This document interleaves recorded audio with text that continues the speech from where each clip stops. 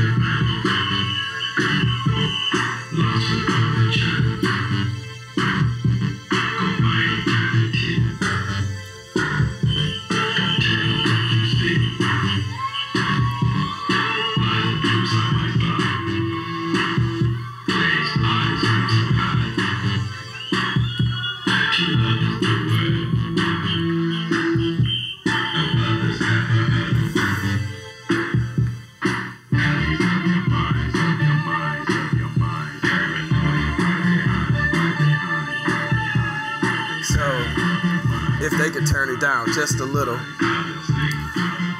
So this magic was happening a lot as young teenagers. This was kind of what not only Jennifer but people in my neighborhood, this was kind of our call to action every day. Like, did you watch The Scene? Did you see what happened on The Scene? And there were several celebrities, you know, like Fast Freddy and Speedy, you know, just all this world of dancers. And around that time, that's when I learned the gentleman who made this song, he lived around the block from me.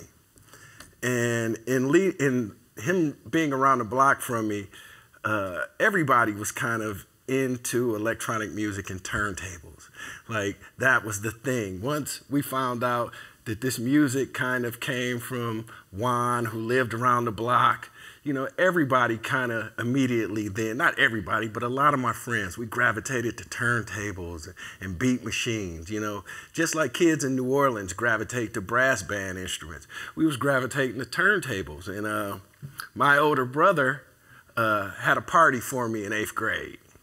And at that party, he had his friends come over, and that's how I got exposed to DJing. And a few years later, I picked up the trade myself, and I would say between the ages of 14 and 17, I was the master of the mix. And there's a gentleman in Detroit by the name of Mojo, and he's a world-renowned DJ. And just to be on Mojo's, just to be in his atmosphere was a big deal, because he really brought the whole space dynamic and the Afrofuturism dynamic to Detroit in such a way that, you know, after you watch The Scene, later on at night, you listen to Mojo. And Mojo told us, don't say damn, say whoa. Say whammy, whoa. If it gets too tight, tie a knot and don't let go. So Mojo had all these sayings that you kind of bought into. And he had this program called Masters of the Mix. Or not Masters of the Mix, forgive me. He had a program where it was like the battle, the Mixer Dome. And one night, I was lucky enough to be on the Mixer Dome. And here is a little clip from that show. From 19 what? This is from 1987. I was a senior in high school, and just one of those nights. All right, Mojo. Most DJs, well, they come with a DJ handle, but you just come with Kristian Hill. Yes, that's right. Have you wanted a title? I try to stay out of specific groups and mixing. You know, I just want to be myself. What do you call your style? Strictly house. The house man, Kristian Hill. Tell me, how long have you been rocking on the wheels? I've been rocking on the wheels for 2 years now, Mojo. First party you did outside of your immediate household, what was the reaction? The reaction was like great because, I just came on hot and proceeded with what I had to do. And it was just fun. How many parties would you say you've done so far? Countless. I've probably quadrupled the money I put into it. All right, so I was lying. I had done countless parties, but the whole quadrupling money, which I only put like $200 into it. So at that point, to make $800, I was living my life. You know what I mean? But it's this experience that cements me in this culture. And so that was the past. So cut to almost 25, 30 years later. We are living in Los Angeles. I decided to come home for a high school reunion in 2010. And I'm seeing old friends and old faces, and it's so awesome to be home in Detroit, having lived in Los Angeles for so long. And I get to Detroit, and friends are taking me around, and they said, I got a place that I want to show you. I said, okay. So they take me to this nondescript building on West Grand Boulevard, or East Grand Boulevard, which is right down the street from the old Motown Museum. And as you can see, there's no signs, and there's barely an address, and it looks sort of intimidating. And I wasn't sure if I needed to be strapped or not, but we proceeded through the doors, and we were led into what is called Exhibit 3000. It's a museum. It's the first techno museum in the world. And I'm like confused because all I knew is when I grew up, the music that I grew up listening to was either called house or progressive. I didn't know what techno had to do with Detroit. And so I'm looking at all the glass cases with all the old pictures and the vinyl, and I'm seeing all of my favorite songs, like Cosmic Cars and No UFOs by Cybertron and Model 500. And I was like, but this is techno? And they said, yes, this is considered techno music. It is from Detroit. Juan Atkins from Detroit is the producer of all this music, and he coined the phrase techno in the early 80s. And I said, wow, this is amazing. This is amazing. And I knew I was on to something then. I said, this story right here is ripe for a documentary. And then I bump into this guy the same weekend. Yeah, so that night we met at a place in what was called Eastern Market. It was at a gallery.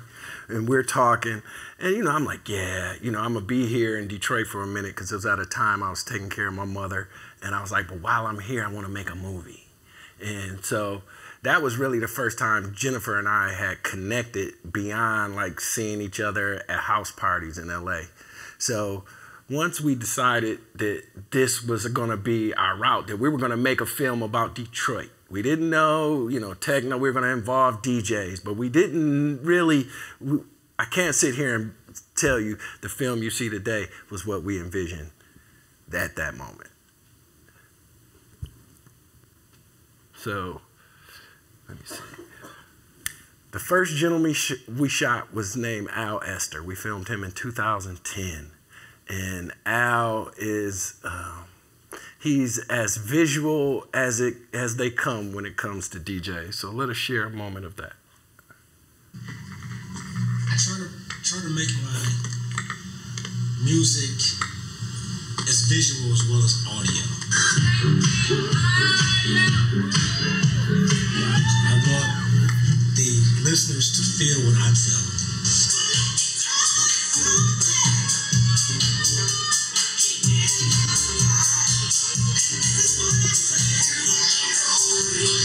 I have to block everything else out and just play my vibe and hope that they can get on the same page.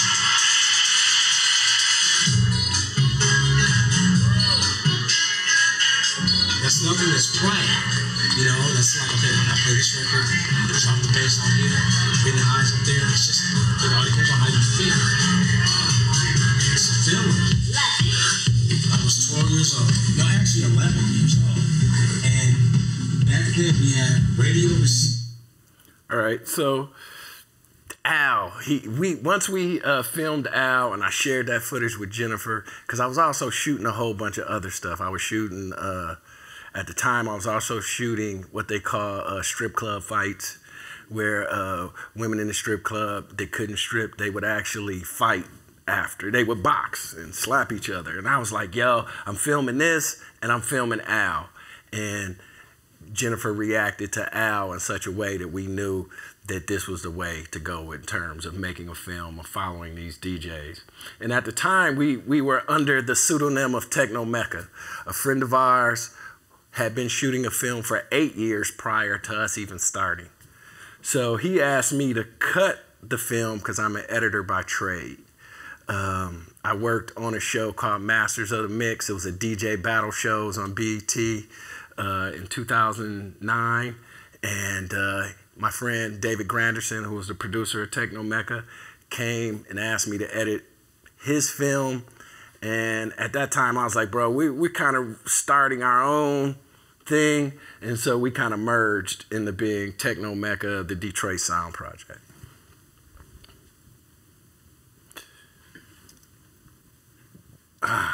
So when we merged as Techno Mecca, the Detroit Sound Project, we made another film. So we were going to Movement every summer. Which is an annual, if you don't know, it's one of the biggest EDM festivals in the world, and it's in Detroit every year on Memorial Day weekend. So that's where we would visit a lot to do a lot of our filming and get our interviews in the beginning. In the beginning.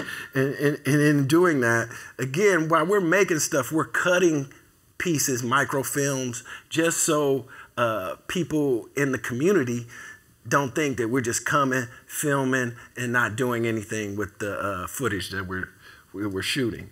Let me see. Quickly look at this.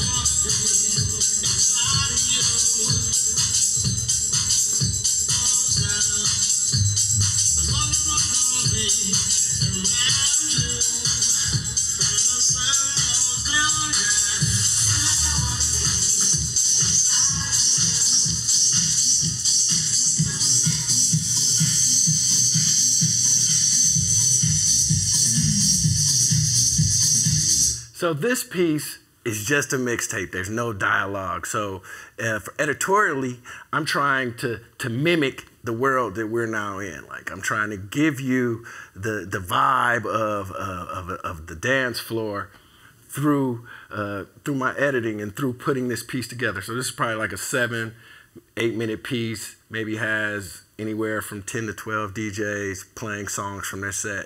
And, you know, again, I'm trying to blend each performance together so it feels like a seamless mixtape.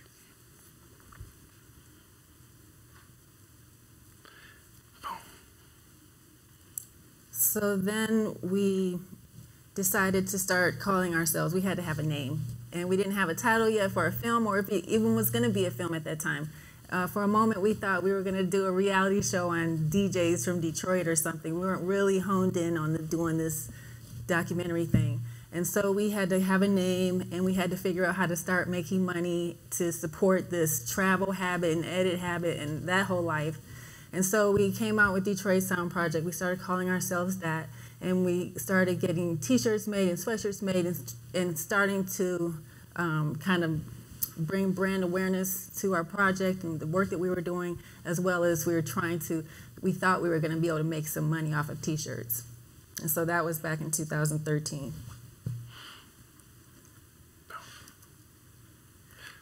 So this whole process was just kind of how we got started doing this work. We were able, one year, I think we were doing a screening of kind of some of the stuff we were working on, and we got an opportunity to be on the radio. And so here's a clip from that interview.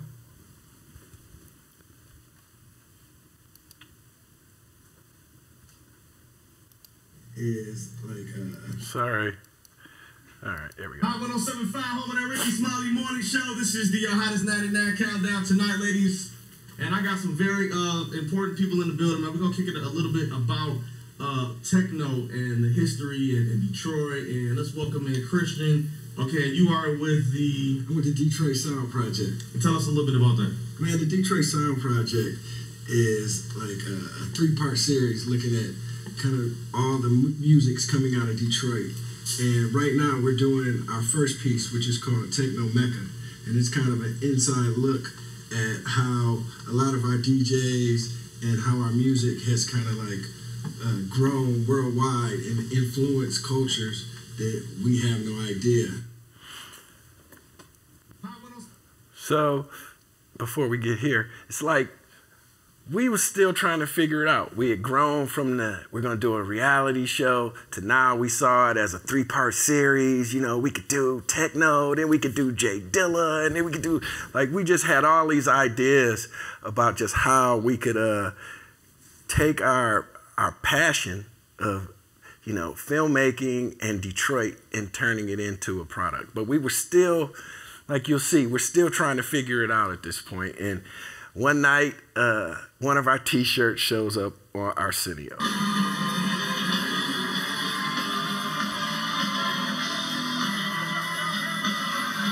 Was that not a commercial? So we was excited, you know, just the excitement of that alone. Like, my man, I don't know Rob Bacon, Jennifer knows him, but for him to show it, and then just for them, not only for him to wear it, but then for them to take a second and show him in the T-shirt, that was like a big, like, come up. Like, you know, we were so excited. It was a boost. It was a time where we were trying to figure everything out. We didn't know what we were going to do, but we got our T-shirt on TV, so it gave us some encouragement, and that was helpful. And then, but during this time when we were getting started, you know, no one gave us any permission. No one gave us any money to do this. We were applying for grants for years, and we just had to hustle. We hit the ground running, and I had to figure out how to meet my idol one year at the Toronto Film Festival, and I packed my kids up in the car, and we drove up there from Detroit, and I had to meet him. And so these are just some of the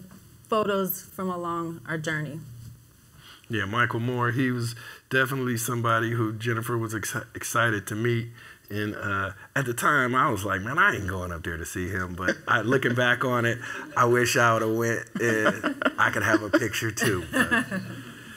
So now we're starting to get serious. This picture right here was something we then began to like focus in on. Like, we were coming across all types of memorabilia and pictures from this era. But, you know, we kind of understood the history a little different, because up until this point, you really only knew of the Belleville 3. You know, nobody talked about this picture. And this picture in this article is the first time this music has been promoted or marketed outside of America. It was a magazine called The Record Mirror. This is, I want to say, 88? 88 or 89. 88, 87. I want to say 88, but I think it's 88. She might be right, 89, but I think it's 88. And a gentleman by the name of Normski in London is another African-American photographer. He took this picture, and then once I learned about Normski taking the picture, I was like, yo, I got to meet Normski. I need to interview him, and we need to deal with this picture. This picture is an epic picture. Like, every February when this Black History Month, people would just put this picture up and be like, you know, blacks in electronic music. But there was no context. There was nothing really beyond that. And outside of, let's say, our more known guys of Juan, Kevin, and Derek, you really didn't know the other three. So we kind of began to focus in on the picture at that point. And the people in the film, which we refer to as the Techno Six. Yeah. So this is part of us getting out there. We were flying to Detroit several times a year from Los Angeles, and this is one weekend that we went to film a community festival called the Backpack Festival, and this is where Juan Atkins. He is considered the originator of techno music, and he's the one that actually coined the phrase. And he's actually sitting there talking to me about how he taught the other guys how to DJ. And there's another gentleman by the name of Derek May. So we're at his house. Derek likes cigars. At the time, I really ain't know nothing about cigars, but I would smoke a cigar, you know. So to tell you that I made it home in that same state that I'm looking at now, I didn't, because that cigar smoke is not my steez, but I learned that night. Hold on, wait, back up for a second. So that night is the moment when we first got the invitation to go, no, the second invitation to go overseas. So that night we're smoking cigars and drinking. Really, we were on a mission to figure out how to get to his next gig in Tokyo. And so we sat there and drank and smoked cigars long enough till we got it. So he said, yeah, we're going to Tokyo in 2 weeks. Can you guys come? And he was joking. He was like, you guys can't go to Tokyo. You say you can. And this was kind of like him. Earlier in the year, we had went to Amsterdam with Model 500 and Juan. So he was then kind of challenging us, like, so do you think you can go to Tokyo with us? And we left that night.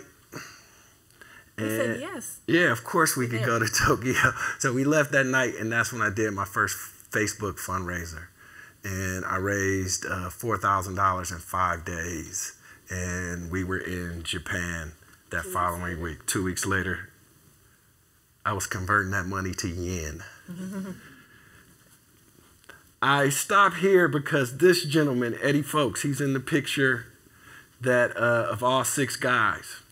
So as we're filming, again, we're kind of cutting pieces. And we showed Eddie a piece of the film we had up until that particular point. And his first idea was, man, this is trash. And if you're not gonna tell the real story, I don't wanna have anything to do with this. And he introduced us to Kevin, Santonio, and Blake. So the other members of the picture now, he has made it so that we can now go interview them. Blake. At the time, again, we didn't know Blake, but he came to our offices. He was living in LA at the time, and he gave us the most memorable interview. And he was so self-conscious about it, but he told us so much stuff. And this is where we start to get into the emotion of the story of all of them. Let's see, what is this?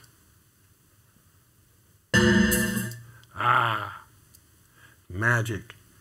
Here, we went to, if we can back up a little, before we interviewed Blake, we went to South Africa.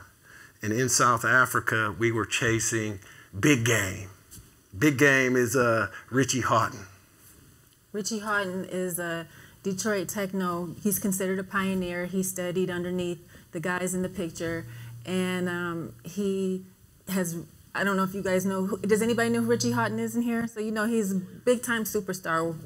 Face of the music the world. At one point. And after we had gone to London and Amsterdam and Tokyo, I thought, well, where else can we go now? And I saw a movie called Searching for Sugar Man, which became my favorite film.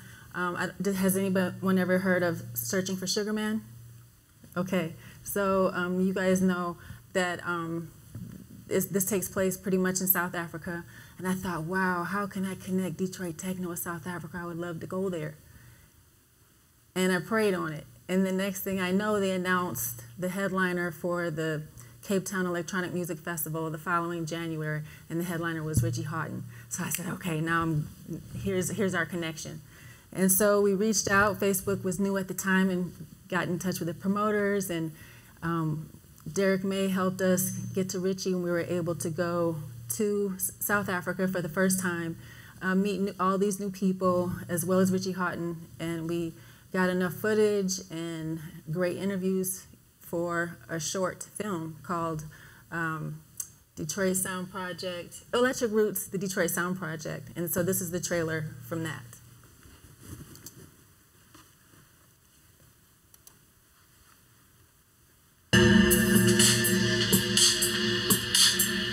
Being a DJ, what's a DJ?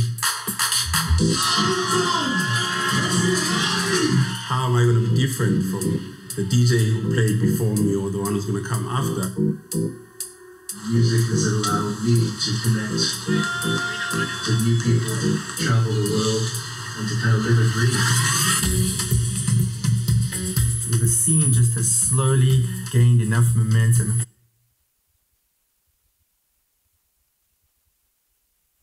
Grew up in the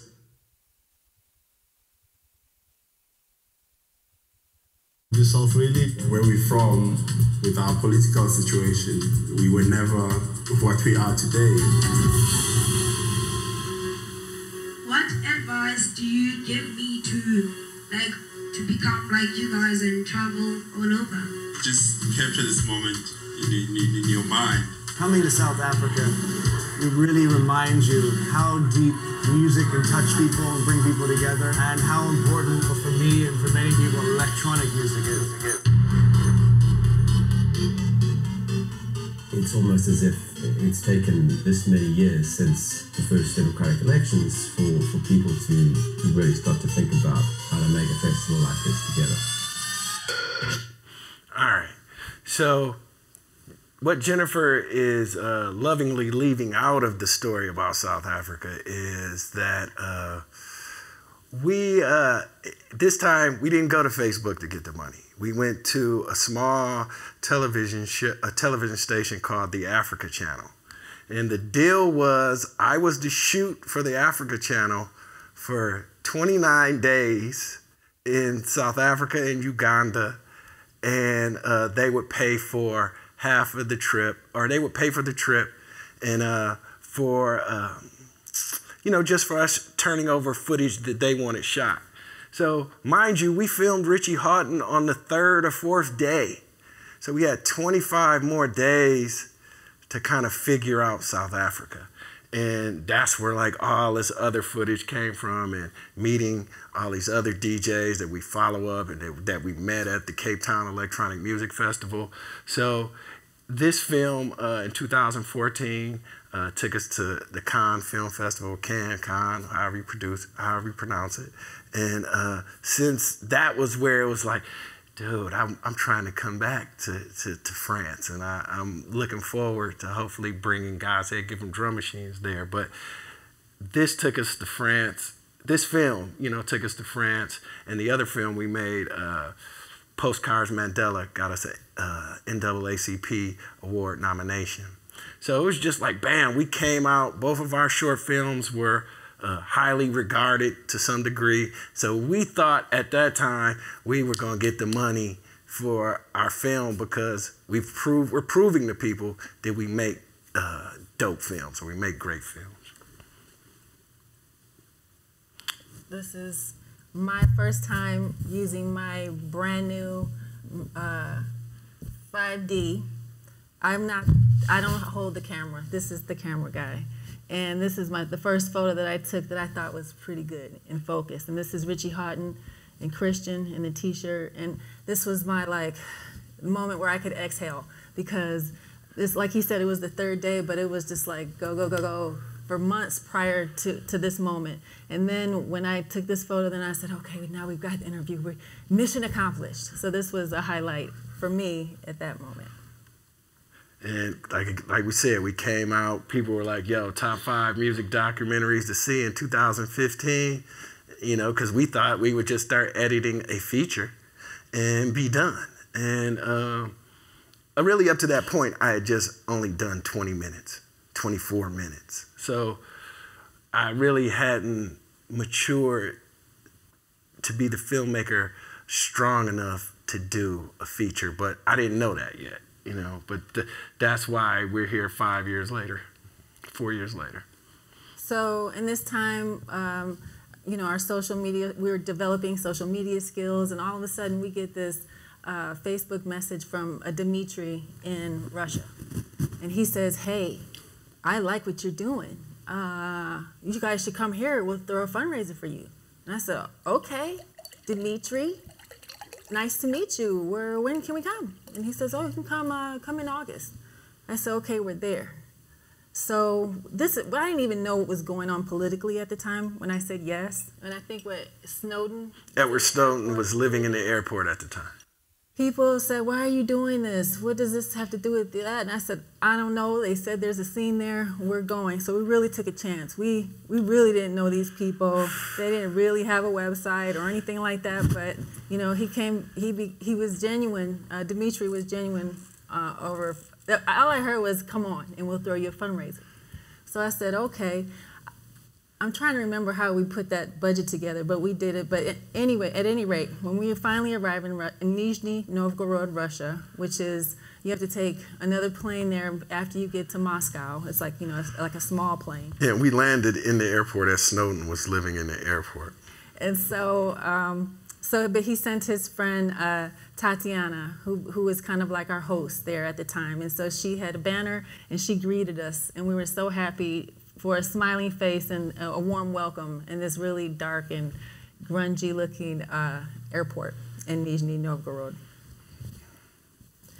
And this is this was from the fundraiser. This is the actual flyer, party flyer that they created for us. And they promoted this event. They booked DJs, and we had it at this really interesting club called Club Sklad. And it was really pretty much kind of like a not up to code type building. It was kind of scary. You had to watch where you step, but it was like the epitome of underground. So epitome of underground. And then they took us to a radio station for an interview. And this guy, the DJ, he can't understand why we're there in Nizhny Novgorod studying, you know, researching Detroit techno. And then so this is a part of our radio interview. Да, к нам пришли гости. Это Кристиан и Дженнифер. Это два наших гостя, которые снимают документальное видео о влиянии Detroit techno. Костя. Techno, EDM. Like guys like David Guetta, Avicii, and who else? You don't need to know. Yeah. You don't like it, you don't need to know the names. Exactly. But I still know. Because they have media coverage all over the world, they have powerful.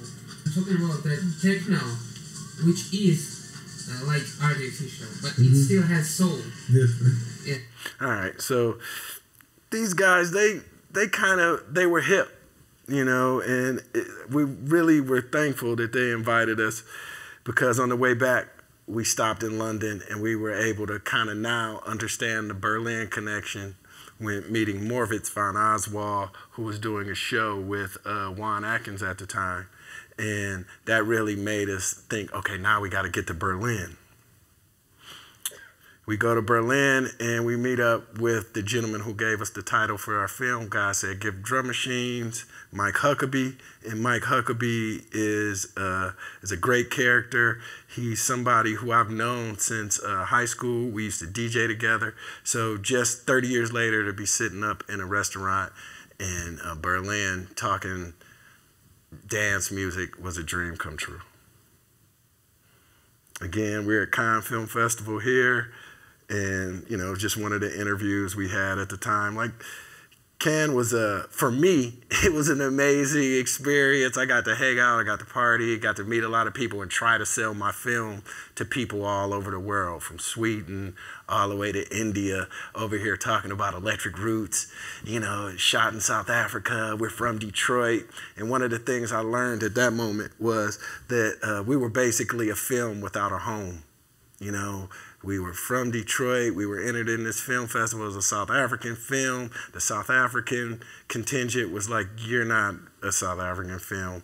And the Americans really didn't know about us enough to promote us in any way. So it was just like the first understanding that you have to be more strategic in terms of your projects and how you can sell your projects in aftermarket. So that was the highlight of our time in France.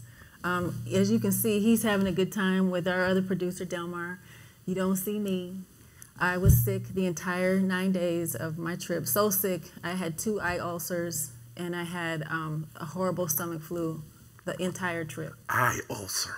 So I didn't make the premiere. I didn't get to meet people. I didn't get to do anything. And so, so that was my experience at Cannes. But so this is where, I mean, up until now, you've kind of seen all this cool stuff that we were doing, flying here, flying there. And then that's when, and then kind of as we were getting serious, you know, shit started to hit the fan too. So I'm getting sick, and then all of a sudden, after we come back from Cannes, maybe it might have been a year later, I'm up on Facebook at 3 o'clock in the morning, and I see Kristian posting this picture, and I said, what is this? And so he's in Detroit by himself. I'm back in LA, and our equipment and media cards got stolen on the streets of Detroit. Hanging out at the bar after an interview, that gets you every time. I was in the bar talking, hey, I'm a filmmaker, just bam, got me. But from that point, we were on television there. I was able to kind of turn this into a moment where they gave me 7 minutes of time on Sunday, on the Sunday afternoon talk show to talk about techno tourism, and just kind of what I had been doing up until this point. You know, I would show it, but we're gonna keep moving through this. Right? Putting out signs, because really, man, I was downloading the footage every time, but I wasn't backing up my audio. So getting the audio stolen was just heartbreaking because, you know, that's your discrete audio. That was mixes I recorded, all this stuff. So it took a minute to figure out, like, okay, how do you come back from this? But it was the first time that we actually started to get better received by Detroit. We weren't getting the support that we thought we were going to get. And all of a sudden, when we get robbed, that's when they were able to sort of connect with our story and with us. And then that's kind of when our luck had changed in Detroit. But it wasn't, you know, like I said, so it continued. So there was a lull in our production. There were times that weren't so great or so fun, and this is like, you know, this was a weekly thing, getting rejection letters. So while he's editing and shooting, I am looking for money. I'm applying for grants, which each year we submitted to Sundance just to sort of like, you know, make progress. So we just kind of use that as kind of like a carrot each year, and then this is kind of like our last rejection from Sundance. But this is part of the story, getting rejected. Then we made the trailer. You know, actually, my buddy Scott Chenault was a very good friend of mine. We started editing together. He's a trailer editor or a promo editor for ABC. You know, man, I gave him the film in its state, and he turned back a 2-minute trailer that turned everything around. Because after we got rejected from Sundance, we were at a very low point. We wasn't didn't know which direction to go in, and then this happened. Yes. All right. Well, let's play it. We don't got time. We just keep pushing. Or actually, yeah, let's play this. Fuck this. Sorry. Because I was so proud of this. But it made us be like, dude, our trailer is better than the film. You know, and we had to figure out how to get our film to match the trailer. Couldn't understand it. Here's this black kid from the ghetto of Detroit with this totally electronic music. This is me in the basement with a couple of synthesizers. We probably need like a few minutes over. That's the sound. It was that sound. A little bit of R&B, a little bit of robotic stuff. They just brought something else to the game. When I found out that record was made in Detroit, it blew my mind. That picture right there, this is brotherhood. Juan Atkins is the innovator. He laid the fabric for a lot of us. Juan was making music every night, and I would watch him back in those days. It was part of my growth, my development. All I wanted to be was an artist. I was making music, but I couldn't figure out how to finish it. Juan showed me how to mix the record. My brother said, I know a cat named Kevin. He DJs. Then that's how we met. We formed Reese in San Antonio. Kevin and Santon made some hits. Them boys was making some heat. It was kind of like a no-brainer. Okay, we're going to put these records out. Europe caught on to this music like the Beatles caught on to the rest of the world. So just imagine, I've been editing for like 2.5, 3 years. I thought my shit was hot. My man makes this trailer and he makes me realize in that moment that we have so much work to do. So then after that, there was a shift. There was an energy shift.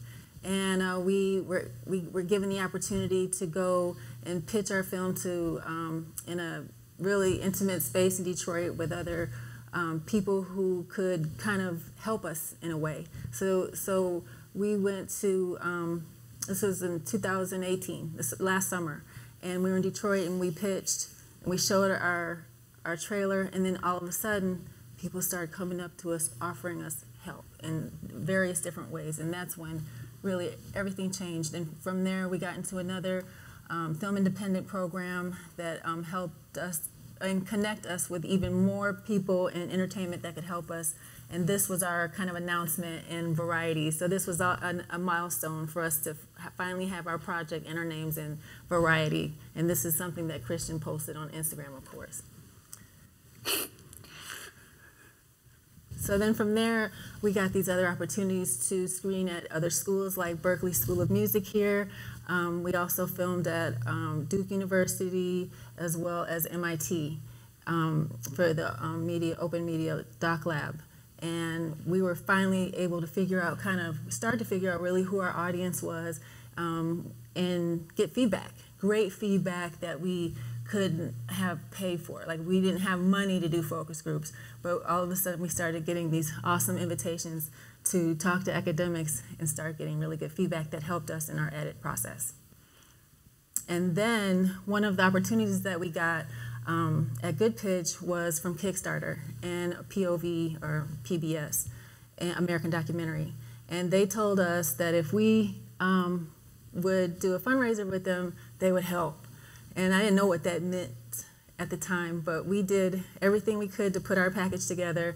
But then they really, Kickstarter connected us with the right publicity PR company and really got our project out there. And we made our goal almost a year ago today. But we raised actually $40,000. It says $30,000. We raised $30,000 on our own, and we also had a pledge from basically PBS for another $10,000. So this is this money that we got right here. Those 489 backers, they're from all over the world. These people love techno and they love Detroit, and they want to see this movie made.